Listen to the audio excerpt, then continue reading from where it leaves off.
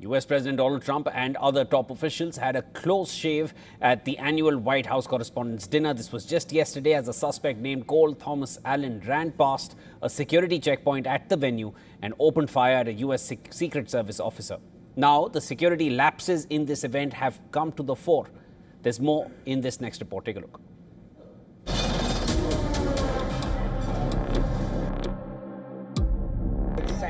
Shots fired. The Secret Service is now in charge.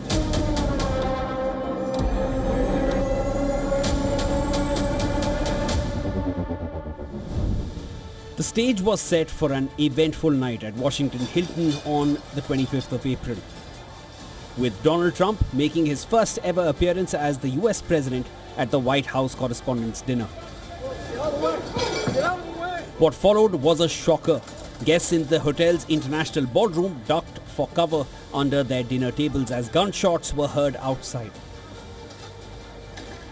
It was a security nightmare as the entire US top brass was in attendance.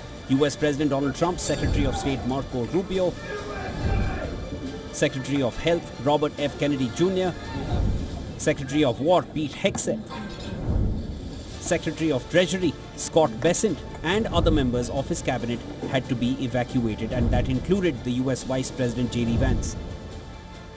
The suspect, Cole Thomas Allen, ran into a security checkpoint where he was apprehended after opening fire at a US Secret Service officer. But how did this all pan out? Allen was reportedly staying at this hotel, which allowed him easy access to the terrace level, armed with a shotgun, handgun, and several knives. The suspect tried to get very close to the stairs leading to the concourse level, where the international ballroom is located. This is where journalists, Trump, and other officials were sitting. Now, usually when so many top officials gather in one place for a function, it is designated as a national special security event, and the US Secret Service is put in charge of security. However, reports suggest that there was no such designation for the press dinner.